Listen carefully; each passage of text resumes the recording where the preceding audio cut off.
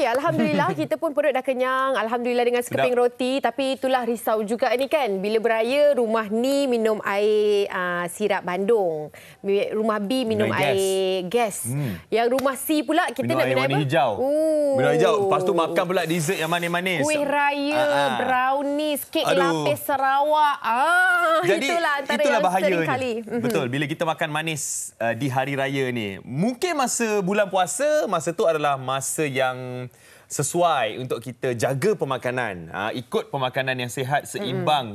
Kurangkan gula, kurangkan nasi. Kira macam, puasa ni boleh diet lah. Sebab makan boleh sekali, yang makan main course tu boleh sehari sekali je kan. Selalunya kalau kita bulan puasa. Tapi ni bila dah raya ni, dia macam balas dendam sikit. Makan. Ni dia mungkin dah nak start lah. Mereka yang puasa 6 ni nak kembali balik. Tapi ni cerita yang tiap-tiap minggu nak pergi beraya ni. Apa cerita pula? Kadar gula kita, kadar kesihatan kita. Agaknya itu yang perlu kita ingatkan sesama kita. Jadi topik kita bawakan pada hari ini, bahaya makan manis di Aidilfitri. Kita bersama dengan Dr. Wan Zul Haikal Hafiz Wan Zukiman, merupakan pakar perunding nefrologi intervensi di Hospital Sultan Abdul Aziz Shah UPM, dan Chef Zaida yang masakkan roti kita tadi.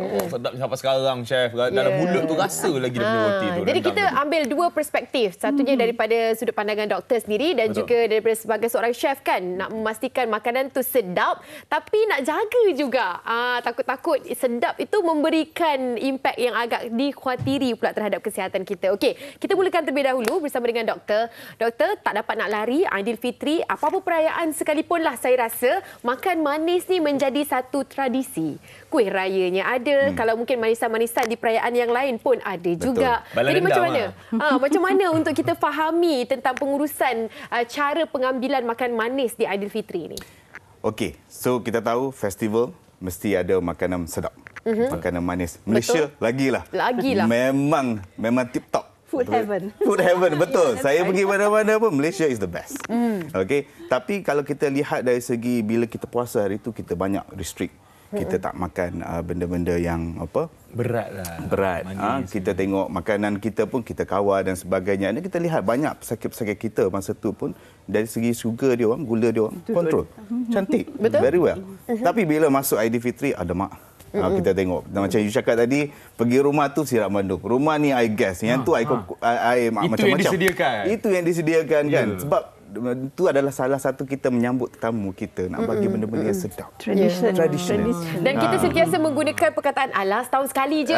Tapi itu bukan tiket sebenarnya. Itu salah sebenarnya. Itu bukan tiket. Itu bukan tiket untuk kita. Setahun sekali sebulan tu. Kita raya macam sebulan sekali sebenarnya. Yelah, rumah lain-lain. Rumah lain-lain. Semua rumah cakap setahun sekali. Betul. Tapi dah jadi macam tiap-tiap hari, mungkin setiap masa. Dan bila kita lihat, bila kita makan benda-benda yang manis ni, gula kita akan shoot up dengan tingginya.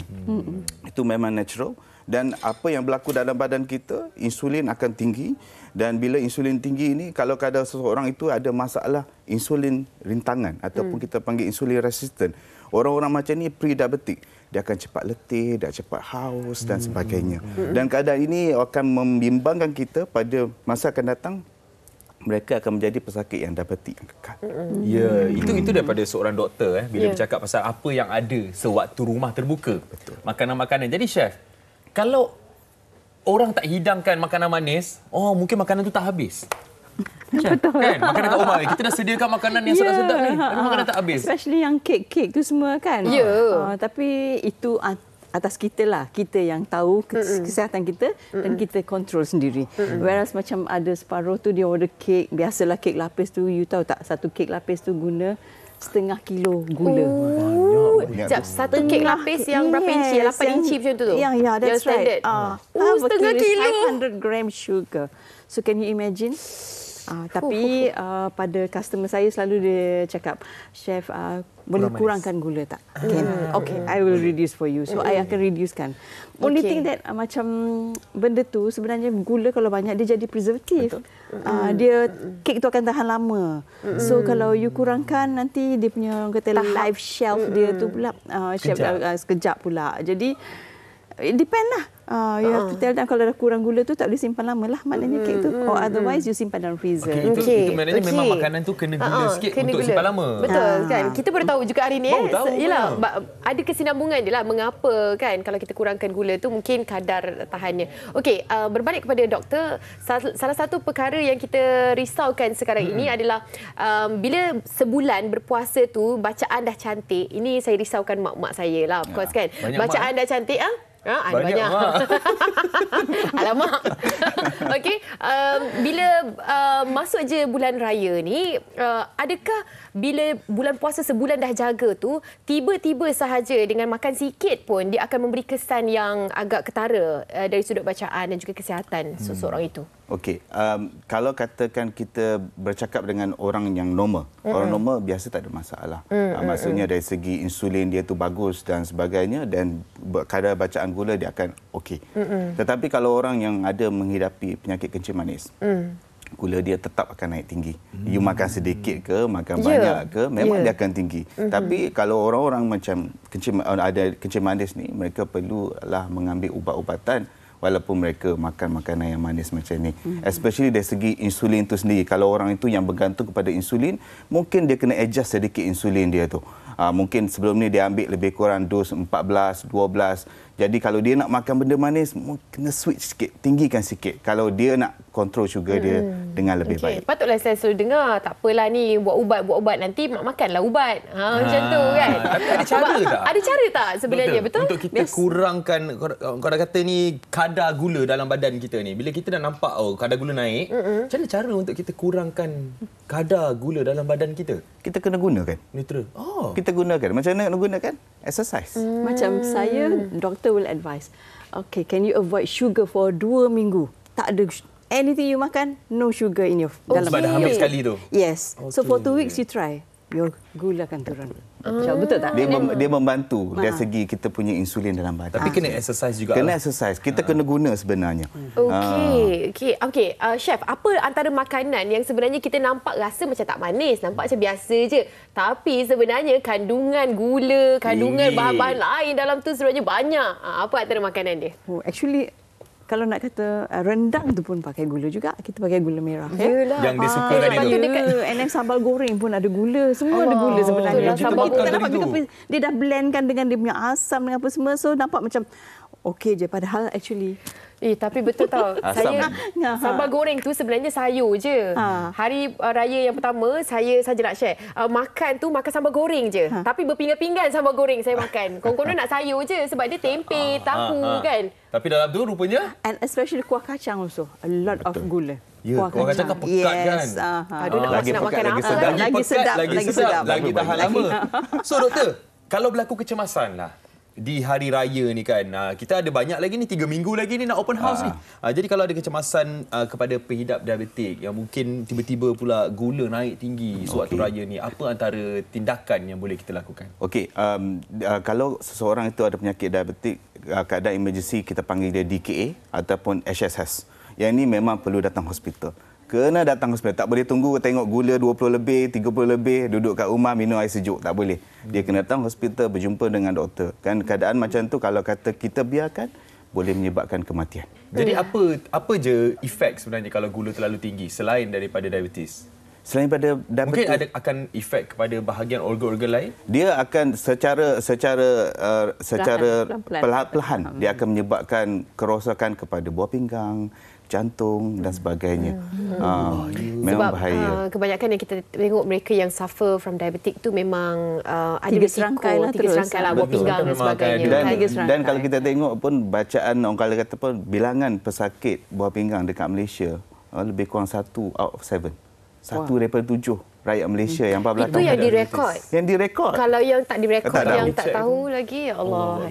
Okey, kita ada juga nak raikan penonton kita dari Facebook ada titipkan komen. Jom sama-sama kita lihat kepada komen ni.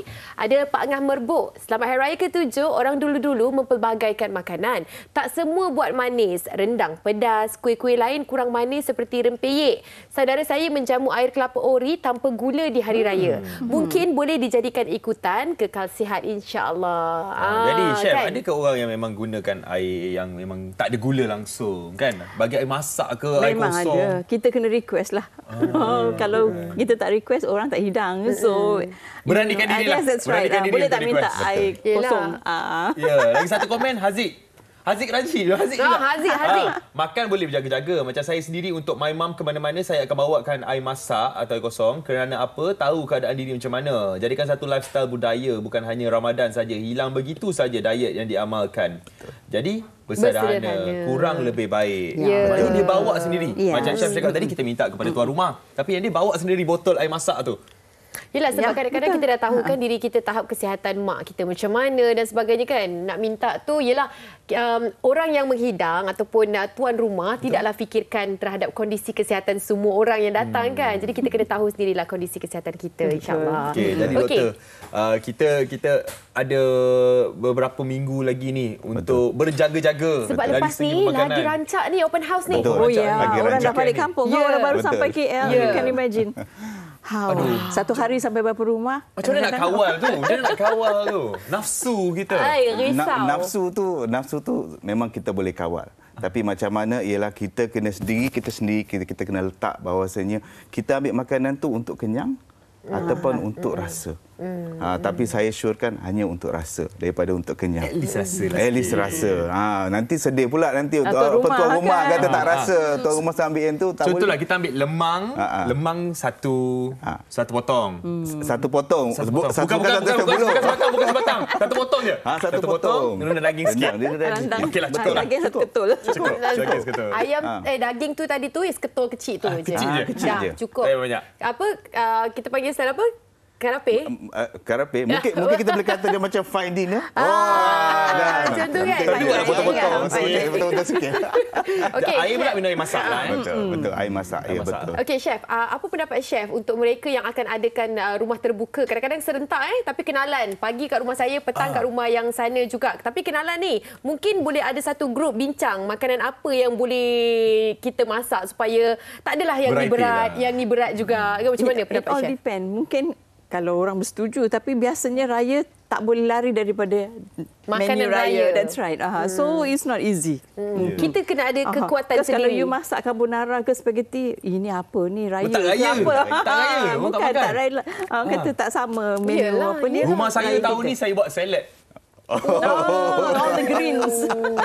Saya apa ni Caesar Tuan-tuan dan salad. puan-puan yang akan datang ke rumah Haziq, bawalah Tupperware sendiri. Ada Bawa rendang. makanan sendiri. Okey, jadi mungkin kita kasih. pun dah sampai ke penghujung perbincangan sebab tak dapat nak bincang lebih lagi. Sekarang dah 10:20 pagi. Ya, terima kasih banyak-banyak kita ucapkan kepada Dr. Wan Zulhaikal Hafiz Wan Zukiman, pakar perunding nefrologi intervensi Hospital Sultan Abdul Aziz Shah UPM. Kalau singgah-singgah hospital terperasan ke doktor kan? Tegur-tegur lah. Tegur-tegur lah doktor. InsyaAllah. Okey, Chef Zaida bersama dengan kita dari awal tadi berkongsi bagaimana untuk masak leftover food untuk raya ni dan berkongsi juga dari sudut pandangan seorang chef. Terima kasih banyak-banyak chef. Selamat Hari Raya. Selamat Hari Raya juga. Simpankan roti saya tadi. Ya. Ya. Dia orang jangan buat. Okey, jadi kita nak berehat seketika kembali selepas ini. Ada banyak lagi benda kita nak kongsi dalam MSI.